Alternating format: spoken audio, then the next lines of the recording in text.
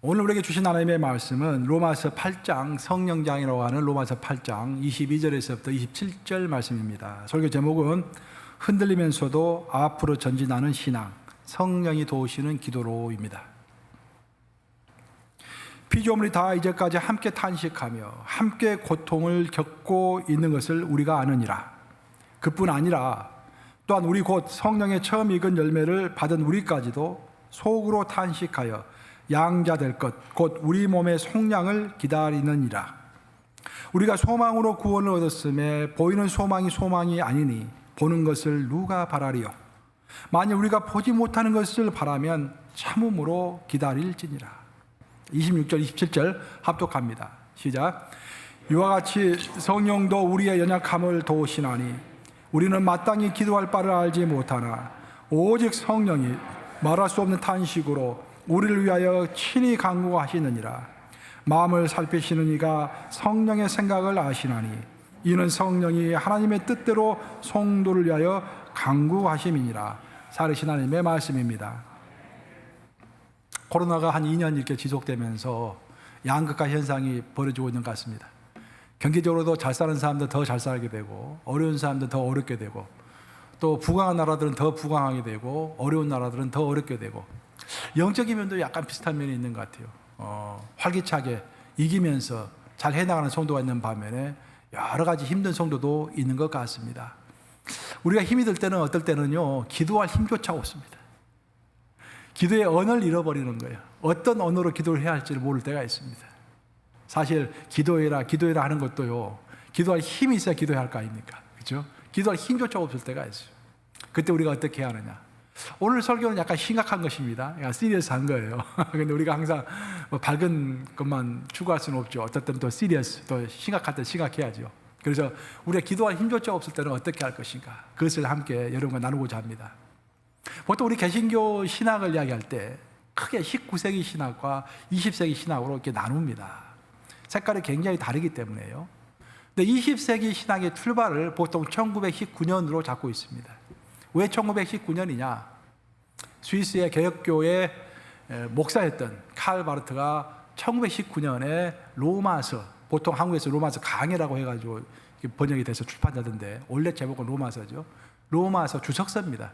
그걸 출판한 해가 1919년이었던 것입니다.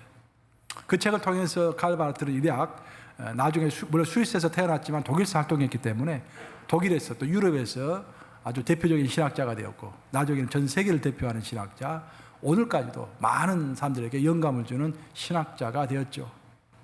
칼 바르트가 신학을 공부를 열심히 했고 또 잘했습니다. 또 천재였습니다. 근데 그가 공부를 마치고 뭐 다른 목사 똑같이 시골교회 가서 목회를 하게 되었습니다. 스위스의 아주 시골교회 가서 목회를 했어요. 칼 바르트가 목회하면서 최고로 어려웠던 게 뭐가 어려웠을까요, 여러분? 칼 바르트가 뭐가 제일 어려웠을까요? 신방이 어려웠을까요? 상담이 어려웠을까요? 칼 바르트는 설교하는 것이 제일 힘들었다고 합니다. 아시다시피 독일의 목사님들은 일주일에 딱 한 번 설교해요. 너무 좋을 것 같아. 주일에 딱 한 번 설교하는데 그 주일 한 번 설교하는 걸 가지고 몇 날 며칠 끙끙 앓고 준비를 해도 성도들에게서 반응이 별로 없는 것입니다. 그래서 칼 바르트는 낭망하고 실망하고 그래서 하나님께 묻게 됩니다. 하나님, 내가 어떤 설교를 해야 합니까? 그런 와중에 문득 이제까지 자신이 성경을 자세히 읽지 않고 성경에 관한 책만 많이 읽었다라는 사실을 깨닫게 됩니다. 내가 하나님께 진지하게 한번 물어보자. 내가 과연 무엇을 설교해야 하는지, 어떤 설교를 할 때 하나님이 기뻐하시는지 내가 성경으로 한번 탐구해보자 하고 성경을 읽기 시작해서 자기의 탐구 결과를 쓴 책이 바로 로마서 강해가 됐고 그 책이 신학의 역사를 완전히 바꿔버린 것입니다. 그전에는 모두 하나님, 인간의 관점에서 하나님을 바라봤는데 칼 바르트는 완전히 그 방향을 틀어가지고 하나님의 관점에서 인간을 바라보도록 우리의 바라보는 시야와 방향을 바꾼 것이죠.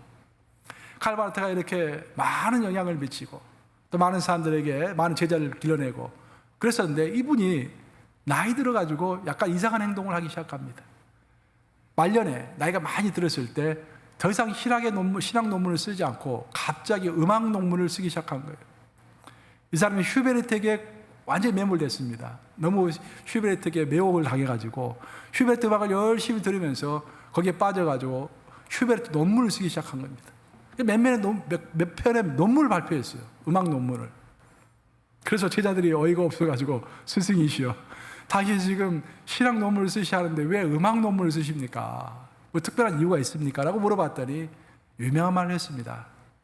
제군들이여, 음악 안에 인생이 있고 음악 안에 신학이 있는 거라네.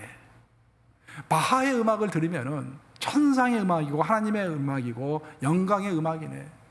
근데 내가 베토벤의 음악을 들어봤더니 베토벤은 땅의 음악이고 인간의 음악이고 고뇌에 찬 음악이네.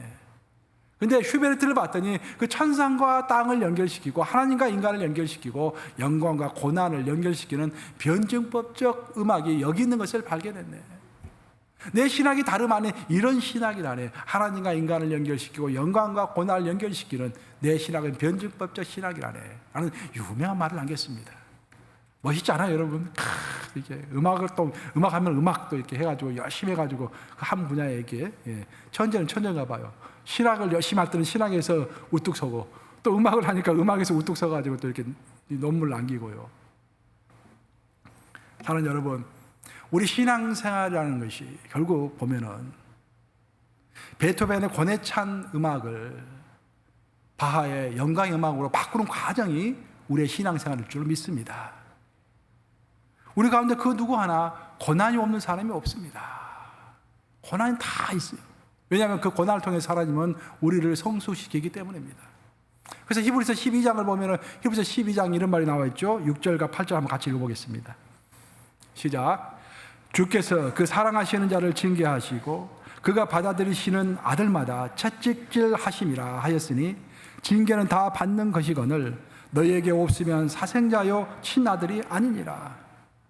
징계를 받지 않으면은, 하나님의 연단을 받지 않으면은, 징계라는 단어는 여기서 교훈, 교육, 언어적인 뜻이 교육, 디스플린이라는 뜻이에요. 디스플린. 훈련시키다, 연단시키다, 성숙한 사람으로 만든다, 그런 말이에요. 만약 하나님이 우리를 연단시키지 않고 계시다고 한다면은 우리는 하나님이 사랑하는 자가 아니고 서자라 이거예요. 양자가 아니라 서자라. 그런 놀라운 말씀입니다. 이러고 보면은 하나님은 사랑하는 자에게 반드시 연단을 주게 되어 있다, 그런 말입니다. 아브라함을 보아도 그렇고 야곱을 봐도 그렇고 다니엘을 봐도 그렇고 요셉을 봐도 그렇고 다니엘과 요셉과 야곱이 받았던 그 고난, 그 훈련을 지금 우리도 받고 있는 것입니다. 왜일까요? 하나님은 우리를 사랑하시기 때문에. 우리는 고난당할 때 베토벤의 음악을 기억합니다. 그리고 기다립니다. 욥처럼 가끔 하나님께 질문도 하죠. 왜 이런 고난이 나에게 왔습니까? 거기서 상상도 하고 해석도 하고 내 나름대로 해결책도 제시해 봅니다. 그러면서 몸부림치면서 세월이 지나면서 그 세월의 끝에 왔을 때, 고난의 끝에 왔을 때 드디어 찬란한 영광의 바하의 음악을 듣게 되는 것입니다.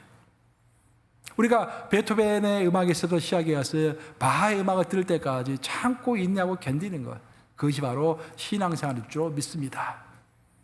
그 기다리는 과정이 꼭 고난스러운 것만도 아니에요. 그 기다리며 하나님께 부르짖을 때 하나님께서 응답하시고 나와 동행하시면서 하나님과의 관계가 깊어지는 것이죠. 내 영적 수준이 일치월장하는 것입니다. 내가 영권을 갖게 되는 거예요. 영권이라는 말, 교제라는 말, 친교라는 말. 제가 어렸을 때는 그런 말 교회에서 많이 들었지만 잘 이해를 못했어요. 영권이라는 게 뭔가.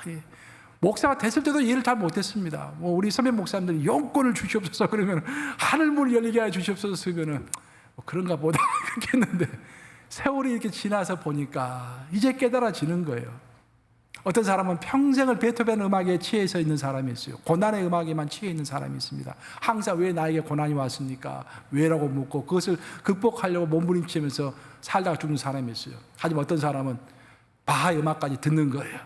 그 고난을 통해서 영광을 이루시는, 영광을 우리에게 보여주시고 천상의 권세를 우리에게 주시는 그 하나님의 능력을 체험하는 놀라운 역사가 있을 줄로 믿습니다. 그것을 얻는 것이 바로 영권을 얻는 거예요. 누군가가 이것이 영권이다라고 설명해 줄 수는 없지만 우리가 체험함으로 알 수 있는 것, 하늘의 권세가 내리는 것, 성령의 능력이 나에게 임하는 것, 그 어떤 상황 가운데서도 하나님 믿으며 자신감으로 나아가는 것, 물 위를 걷는 것, 태풍 가운데서도 바다를 바라보지 않고 하나님을 바라보고 나아가는 것, 그 영권일 줄로 믿습니다. 그런 영권이 여러분들의 있기를 우리 주님의 이름으로 축복합니다. 조한 바년이 쓴 책 철로역경이죠. 성경 다음으로 가장 많이 읽힌 책이라고 합니다. 철로역경을 읽어보면 이런 이야기가 나와요. 하루는 철로역경의 주인공의 이름이 누굽니까? 크리스천 주인공이에요. 근데 크리스천이 친구 소망이하고 함께 길을 걷다가 우연하게 절망의 거인이 다스리고 있는 의심의 큰 성으로 들어가게 됩니다. 재밌죠? 이름이다. 절망, 의심, 크리스천, 소망이. 예? 크리스천하고 소망이가 한편이고, 이제 그들이 잘못해가지고 그 절망이라고 하는 거인이 다스리고 있는 의심의 큰 성으로 들어가게 되는 거예요. 그래서 붙잡혀가지고 지하 감옥에서 갇혀서 3일간 갇혀있게 됩니다. 근데 절망이라는 거인이에요, 거인. 절망이라는 이름의 거인은 그 와이프가 있었는데 그 와이프의 이름이 자포자기입니다. 절망과 자포자기가 함께 사는 거예요, 이게. 두 사람이 밤새 의논을 해요. 이 크리스찬이와 소망이를 어떻게 혼내줄까? 이게 서로 이제 이야기를 하는 거예요. 그래서 그 다음날 절망이라는 거인이 몽둥이를 가져와가지고 크리스찬과 소망이를 막 사정없이 후들 팹니다. 그리고 이렇게 이야기를 해요.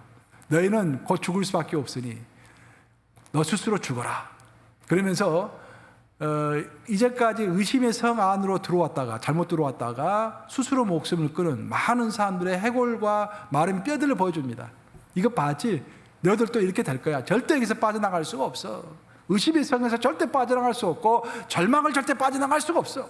그래서 내가 빨리 죽어라. 스스로 죽는 것이 유익하다. 그렇지 않으면 내가 계속 두들겨 팰 거다. 그렇게 협박을 하는 거예요. 크리스찬은 3일간 아무것도 먹지 못하고 흠껏 이렇게 두들겨 맞고 너무 힘들어가지고 실제로 목숨을 끊으려고 합니다. 근데 그 옆에 누가 있었습니까? 소망이가 있죠. 소망이가 안 돼! 목숨을 끊는 것은 절대 비성서적이야. 하나님의 목숨은 하나님 것이야 하면서 위로합니다. 그래서 우리 대신 기도하자. 소망이가 속삭여 주는 거예요. 기도하자. 그래서 크리스찬은 마지못해 소망이와 함께 기도를 하는데 그게 토요일 자정부터 기도했다고 되어 있죠. 토요일 12시가 밤 늦은 시간부터 기도하기 시작했는데 계속 기도하는데 크리스찬은 기도가 잘 안 나오는 거예요. 기도할 힘조차 없는 거예요. 이렇게 밥을 굶고 힘들어서. 그래서 신음을 합니다. 탄식의 기도를 합니다. 그러다가 이제 주일이 돼가지고 아침 동이 터오는데 갑자기 그 크리스찬의 얼굴에 환한 미소를 띄우면서 아, 그렇지. 내가 왜 이것을 잊고 있었을까? 하면서 자기 가슴에서 열쇠 하나를 꺼냅니다. 그 열쇠 이름이 뭐였습니까? 약속이라는 열쇠였죠. 이 약속이라는 열쇠를 내가 갖고 있다는 것을 왜 내가 잊었을까? 이 열쇠는 만능 열쇠이기 때문에 어디든지 넣기만 하면 문이 열리는데 하면서 그 열쇠를 가지고 절망의 문으로 열쇠를 집어넣고 돌렸을 때 빗장이 풀리면서 문이 활짝 열리는 것을 체험하게 됩니다. 잠 번연의 이 이야기를 통해서 우리에게 주고자 하는 메시지는 뭐냐면은 그 누구도 피할 수 없는 길이 있는데 어떨 때는 그 사람은 의심하기도 하고 어떨 때는 절망하기도 한다는 거예요. 근데 우리가 의심과 절망에 빠졌을 때 그것을 빠져나올 수 있는 길, 그것을 헤쳐나올 수 있는 길은 두 가지다라는 거예요. 첫째는 탄식의 기도이고 둘째는 약속이다라는 거예요. 우리가 기도하는 한, 우리가 약속을 갖고 있는 한 그 어떤 절망도 그 어떤 의심도 풀어 헤쳐나갈 수 있다는 것이 잠번연의 교훈인 것입니다. 그것을 이야기하기 위하여 그 책을 쓴 거예요. 하나님의 자녀로서 누구나 겪는 신앙의 성장통이 있습니다. 우리가 신앙적으로 성장하기 위해서는 반드시 겪어야 할 것이 있다는 거예요. 피할 수가 없는 것이 있습니다. 그것을 위해서 우리가 겪어야만 하는 과정을 겪었을 때 다윗으로 보면 13년 동안 광야 생활을 했던 것, 이스라엘 민족으로 치면 40년 동안 광야 생활을 했던 것, 그렇죠? 요셉으로 치면 노예 생활, 제수 생활을 했던 것, 그런 것도 피할 수 없는 영적으로 성장하기 위해서 겪어야만 했던 성장통이었습니다. 그런 성장통의 과정을 겪을 때 우리는 신음하게 됩니다. 우리가 진짜로 힘들 때는요, 그걸 누구한테 말할 수도 없어요. 어떨 때는 와이프한테도 말하기 싫어. 말하면 또 설명해야 하니까. 왜 설명하기 싫으니까. 그렇죠? 어떨 때는 설명할 힘도 없죠. 근데 아무것도 말도 하기 싫고 그냥 혼자 있는 거예요. 탄식하며 있는 것이죠. 기도하려고 해도 집중이 안 돼. 기도의 언어가 생각이 안 나는 거예요. 그때 우리는 탄식하는 것입니다. 그 과정을 오늘 본문 로마서가 이야기하는 거예요. 로마서 8장 22절, 23절 한번 같이 읽어보겠습니다. 시작. 피조물들이 다 이제까지 함께 탄식하며 함께 고통을 겪고 있는 것을 우리가 아느니라. 그뿐 아니라 또한 우리 곧 성령의 처음 익은 열매를 받은 우리까지도 속으로 탄식하여 양자 될 것 곧 우리 몸의 속량을 기다리느니라. 여기 탄식이 두 번 나오고 있어요. 탄식. 하나는 모든 피조물이 하는 탄식입니다. 즉 동물이 됐든지 인간이 됐든지 먹고 살기 위하여 땀과 피를 흘려야 되고 경쟁해야 되고, 그런 과정 가운데서 어쨌든 전쟁에서 또 경쟁에서 지면서 신음하는 것, 탄식하는 것, 그런 탄식이 하나 있는데 우리 크리스찬도 탄식한다라는 거예요. 여기 보면은 그뿐 아니라 또한 우리 곧 성령의 처음 익은 열매, 누구겠습니까? 성령의 처음 익은 열매는 예수님이죠. 예수님을 구세주로 받은 우리조차도 속으로 탄식한다라는 거예요. 그 탄식이 너무 심해서 양자 곧 우리 몸의 속량, 즉 부활의 몸을 기다린다, 그런 말이죠. 왜? 우리는 이미 구원받았지만 이 땅에서 살 때 아직도 죄성을 가지고 불안한 인간의 육체를 가지고 살아가잖아요. 그러니까 분명히 구원은 완전한 구원, 완전한 부활은 약속되어 있지만 부활의 몸을 입을 때까지는 우리도 탄식하며 괴롭고 힘들 때가 있다라는 거예요. 그 탄식한다는 거예요. 피조물도 탄식하고 크리스찬도 탄식하고. 근데 로마서 8장에는 놀랍게도 제3의 탄식을 이야기합니다. 세 번째 탄식이 있다는 거예요. 그 세 번째 탄식이 성령의 탄식인 것입니다. 그 유명한 로마서 8장 26절 말씀, 여러분들 한번 같이 읽어보겠습니다. 로마서 8장 26절 말씀 시작. 이와 같이 성령도 우리의 연약함을 도우시나니 우리는 마땅히 기도할 바를 알지 못하나 오직 성령이 말할 수 없는 탄식으로 우리를 위하여 친히 간구하시느니라. 어떨 때는 우리가 너무 힘들어가지고 기도할 힘도 없을 때 또 기도를 하는데 엉뚱한 기도를 하는 거야. 우리는 와, 우리 자녀가 잘 되게 해주시옵소서, 내 비즈니스가 잘 되게 해주시옵소서, 그걸 기도하는데 성령 하나님 보시기에는 우리의 기도의 방향성이 잘못된 거예요. 보세요. 두 번째 줄 보시면은 우리는 마땅히 기도할 바를 알지 못하나, 무엇을 기도해야 하는지조차 우리가 알지 못하고 엉뚱한 것을 잡고서 시간 낭비하면서 기도할 수 있다는 거예요. 우리가 엉뚱한 기도를 하고 탄식하고 기도의 언어를 찾지 못해가지고 기도의 줄을 잡지 못하고 기도하고 있을 때 성령께서는 우리의 탄식을 받으셔서 그 탄식을 하나님의 기도, 성령의 기도, 하나님이 듣고 싶어 하시는 기도로 바꿔가지고 우리를 위하여 기도해 주신다라는 그런 말인 거예요. 놀랍지 않습니까, 여러분? 성경에 나오는 기도 중에서 제일 파워풀한 기도가 성령께서 해주시는 기도입니다. 성경에 나오는 대부분의 기도는 다 인간이 하는 기도이죠. 여기서 보면은 우리가 탄식할 때 성령께서 그 탄식을 받으셔가지고 인간의 언어로는 형용할 수 없는, 표현할 수 없는 깊은 탄식이라고 그러죠. 깊은 탄식, 말할 수 없는 깊은 탄식으로 우리를 위해서 성령께서 대신 기도해 주는 것. 그 기도가 가장 파워풀한 기도인 거예요. 우리가 40일 금식을 한다고 할지라도 그것은 우리 인간의 입에서 나오는 기도 아니겠습니까? 근데 성령께서 대신해 주시는 기도는 우리가 단 1분을 탄식했다고 할지라도 그 탄식을 받으셔서 성령께서 해주시는 기도는 하나님의 기도인 거예요. 그러면은 그 성령께서 받으시는 탄식의 대표적인 기도가 어떤 것일까? 그게 문제죠. 그게 바로 누가복음 18장 13절에 나와 있는 기도라고 할 수 있겠습니다. 누가복음 18장 13절 한번 같이 읽어보겠습니다. 시작. 세리는 멀리 서서 감히 눈을 들어 하늘을 쳐다보지도 못하고 다만 가슴을 치며 이르되 하나님이여 불쌍히 여기소서 나는 죄인으로소이다 하였느니라. 세리와 바리새인이 함께 성전에 갔을 때 바리새인은 유창하게 논리적으로 아주 기도를 잘했습니다. 성전에 들어가서 기도를 했죠. 세리는 감히 성전에 들어가지를 못했습니다. 왜? 자기는 죄인이라고 생각했기 때문에. 그 가슴을 쳤어요. 그 기도할 줄도 몰라요. 세리는 평상시 기도를 하지 않기 때문에. 기도의 언어를 모릅니다. 그래서 그냥 단순하게 나는 죄인입니다. 나를 불쌍히 여겨 주시옵소서. 탄식했던 거예요. 이게 바로 탄식의 기도입니다. 기도의 언어를 찾지 못하고 기도할 힘조차 없는 상태에서 신음하는 것. 그로잉이라고 되죠. 영어로 그로잉. 하지만 그 마음에는 슬픔이 있고 그 마음에는 진실함이 있는 것. 그렇죠? 진짜로 위급한 상황에 처해 있는 것. 그래서 뭔가 도움이 절실하게 필요한데 기도로 나오지 않을 때 신음하는 것, 그 신음을 하나님은 놓치지 않으신다라는 거예요. 그 신음을 받으셔서 확성기의 목소리를 이렇게 확장시키듯이 그 신음을, 작은 인간의 신음을 받으셔서 크게 큰 확장기로 하나님 위에 올려드린다라는 그런 말입니다. 사랑하는 여러분, 우리의 신앙은 결국 흔들리면서도 앞으로 전진하는 신앙입니다. 우리 가운데 흔들리지 않는 자가 없어요. 왜 그럴까? 아직 이 세상은 죄가 충만한 세상이죠. 그리고 이 세상은 불완전한 세상입니다. 우리 하나님께서 이 땅에 다시 오셔서, 예수님께서 이 땅에 다시 오셔가지고 새하늘과 새 땅을 만들기까지는 기존의 땅과 기존의 하늘은 불완전한 것입니다. 근데 이렇게 불완전한 세상에서 죄성을 가지고 살아가고 있는 우리에게 하나님은 놀랍게도 완전하신 율법을 주신 거예요.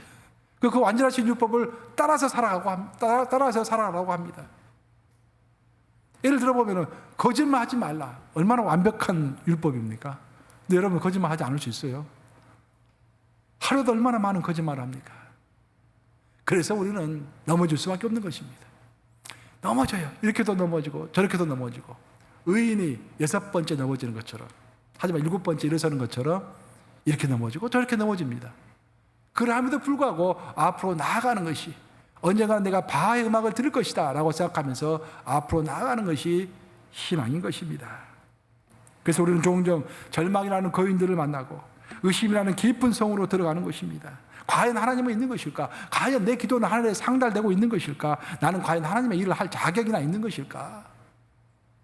내가 괜히 사람들 눈을 의식해가지고 주님의 일꾼이라고 의시되는 것은 아닐까? 이런 의심 가운데 있을 때 우리는 성경의 약속의 말씀을 붙잡아야 할 줄로 믿습니다. 하나님이 함께 하신다는 그 약속의 말씀, 성령이 내 기도를 받아주신다는 약속의 말씀. 두 번째로는 우리가 기도할 힘조차 없을 때 우리는 탄식하면 되는 거예요. 내 가슴을 치면서 아버지, 나는 어떻게 기도해야 할 줄도 모르겠습니다. 확실한 것은 나에게 힘이 없다는 것입니다. 나는 죄인이라는 것입니다. 주여 나를 불쌍히 해 주시옵소서. 더 이상 할 이야기가 없습니다 라고 펑펑 우리가 운다고 한다면 그 기도가 가장 파워풀한 기도다라는 것입니다. 왜? 성령께서 그 탄식을 받아주시기 때문입니다. 성경을 보면은요, 성경은 회개를 강조합니다. 하지만 회개보다도 훨씬 더 센 것은 하나님의 긍휼과 자비입니다. 이 관계를 잘 이해하셔야 돼요. 하나님은 우리를 회복시키실 때 회개하라고 하십니다. 하지만 회개는 그 출발일 뿐이에요. 그 회개를 통해서 회개의 완성, 즉 우리의 용서의 완성은 하나님의 긍휼과 자비로만 되는 것입니다. 우리들 미래의 회복의 근거는 우리가 회개를 얼마나 철저하게 했느냐, 거기에 달렸잖아요.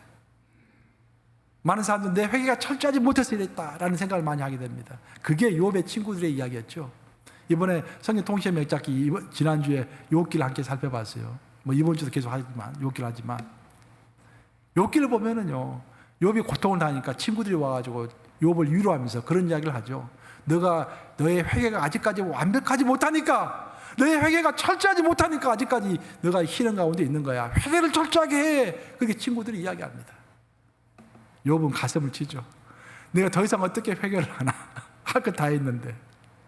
여러분, 회개를 철저하게 하는 것은 시작일 뿐입니다. 하나님의 자비와 긍휼을 얼마나 많이 우리가 의지하느냐, 그것이 용서의 완결을 이루는 것입니다. 회개를 철저하게 하는 것도 중요하지만 그것보다 훨씬 더 중요한 것은 우리 하나님은 긍휼이 많으신 하나님이시다. 긍휼이라는 말은 불쌍히 계신다, 그런 말이죠. 나를 불쌍히 계신 하나님이시다. 내 눈물을 보신 하나님이시다. 내가 신음할 때, 그로잉할 때 그것을 외면치 않으시고 그 그로잉을 받아주시는 하나님이시다. 하나님의 긍휼과 자비를 믿는 것. 여호와의 긍휼과 자비가 무궁하심으로 우리가 힘을 내지 아니합니다. 이것이 아침마다 새로우니 주의 성실이 그도소이다. 에레미야에 나오는 말씀이잖아요. 매일 아침마다 새로운 주의 긍휼과 자비, 그것만이 우리를 구더기 속에서 이끌어준다, 그런 말입니다. 마가복음 5장을 보시면은 마가복음 5장에 참 중요한 이야기가 나오죠. 야이로와 야이로의 딸, 그리고 혈류병 앓는 여인의 이야기가 나옵니다. 저는 제가 어떤 참 어려운 상황에 처할 때 유독 야이로가 많이 생각이 나요. 저랑 비슷하지 않습니까? 야이로가 회당장이죠, 회당장. 오늘 말할 것 같은 목사였어요, 목사. 근데 야이로가 딸이 아프죠. 딸이 아프니까 이제 모든 자존심 다 내려놓고 예수님 앞에 무릎을 꿇습니다. 왜 자존심을 내려놨냐 하면은 야이로는 그 당시에 좋은 신학 교육을 받은 똑똑한 사람이었죠.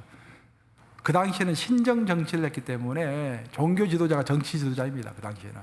그렇게 부와 권력을 다 가지고 있는 사람이었어요.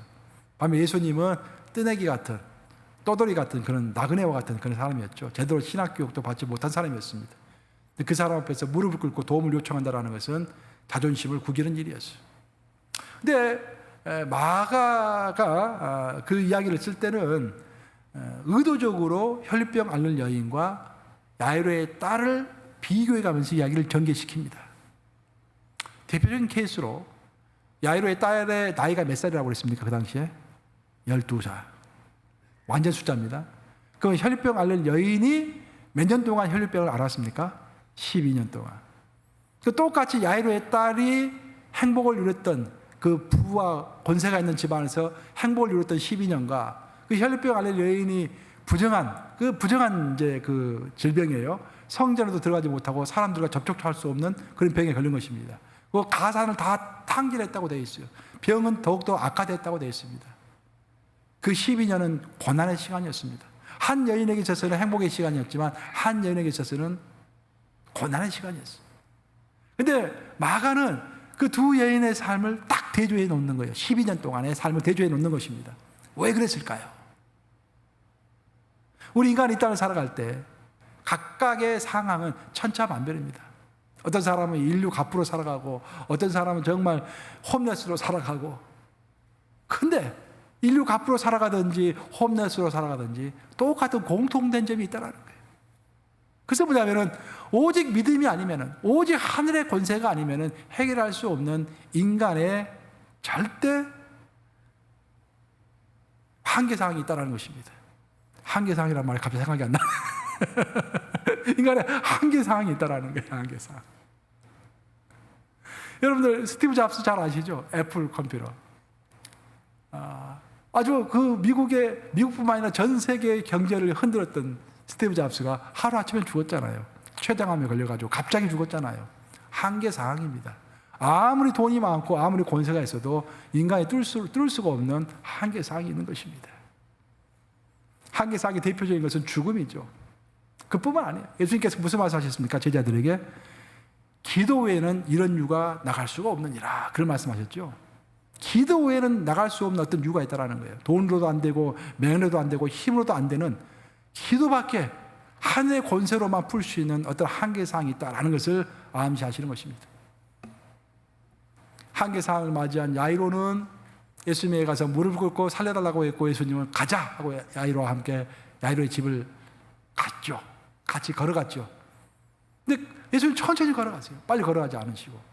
그 가는 중간에 거기서 혈류병 앓는 여인을 만나는 거예요. 야이로는 속이 탔겠습니까? 타지 않았겠습니까? 속이 탔겠죠. 아니, 우리 딸 빨리 살려야 하는데 이 여인은 또 왜 갑자기 중간에 끼어들어가지고 이렇게 시간을 끄나. 그래도 할 수 없이 참고 참았습니다. 예수님은 더 천천히 걸어가세요. 나사로가 죽을 병에 걸렸다고 이야기 들었을 때도 예수님 마찬가지였습니다. 3일을 기다리셨죠. 나사로가 죽기까지 기다리신 거예요. 천천히 걸어가십니다. 바로 천천히 걸어가는 그 시간이 야이로의 믿음을 증진시키는, increasing 하는 그런 시간이었던 것입니다. 길을 걸어가고 있는데 야이로의 하인이 옵니다. 주인이시여, 당신의 딸이 죽었나이다. 야이로는 절망합니다. 이제 모든 것이 끝났구나. 근데 그 소리를 들은 예수님이 한마디 하시죠. 애야, 두려워 말고 믿기만 해라. 두려워 말고 믿기만 해라. 이게 굉장히 중요한 말입니다. 어떤 상황 가운데 있든지 상황 논리에 휩쓸리지 말고 내 말을 들으라, 그런 말이에요. 거기서 야이로는 선택을 해야 했습니다. 상황 논리를 보면서, 그 상황을 보면서, 이미 딸은 죽었죠. 그러니까 예수님 필요 없죠. 예수님과 결별할 것인지 빠빠이하고 헤어질 것인지, 아니면 예수님이 끝까지 믿어보라고 하니까 예수의 말씀 믿고 끝까지 한번 가볼 것인지, 거기서 야이로는 옳은 선택을 하죠. 믿어보자. 예수님 믿어보자. 예수님과 함께 끝까지 자기 집으로 들어갑니다. 거기서 야이로는 또 한 번 실망하죠. 혹시나 그 사이에 살았을까? 혹시 나에게 말을 전달해 준 그 하인이 잘못 전달하지는 않았을까? 그런 일말의 희망을 갖고 있었는데 가서 보니까 진짜 곡소리가 나고 있는 거예요. 진짜 죽은 거야. 또 한 번 절망하죠. 마가가 이런 이야기를 쭉 써놓은 이유가 뭐냐면은 우리 인간은 신앙생활이 형통치가 않다라는 거예요. 벌써 야이로가 3번을 절망했잖아요. 혈병 앓는 여인이 자기의 길을 방해하고 있을 때, 길이 지체가 될 때, 빨리 기도 응답이 돼야 하는데 기도 응답이 안 될 때, 그때 한번 절망했잖아요. 그리고 이미 상황이 종료됐다, 자기 딸이 죽었다라는 소식을 들었을 때 또 한번 절망했잖아요.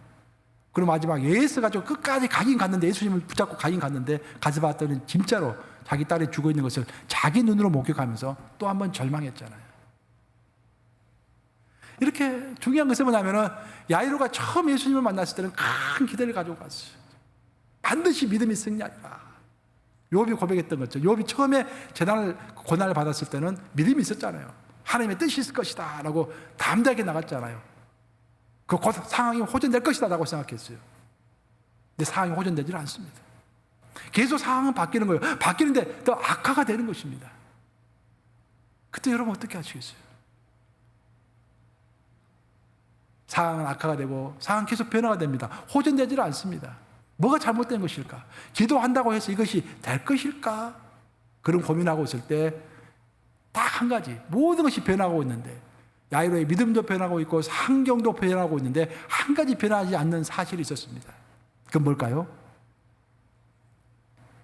예수님은 항상 야이로 옆에 있었다라는 것입니다. 야이로의 환경도 바뀌고 야이로의 믿음도 바뀌었지만 예수님은 바뀌지 않으셨어요. 예수님은 바로 옆에 항상 있었던 것입니다.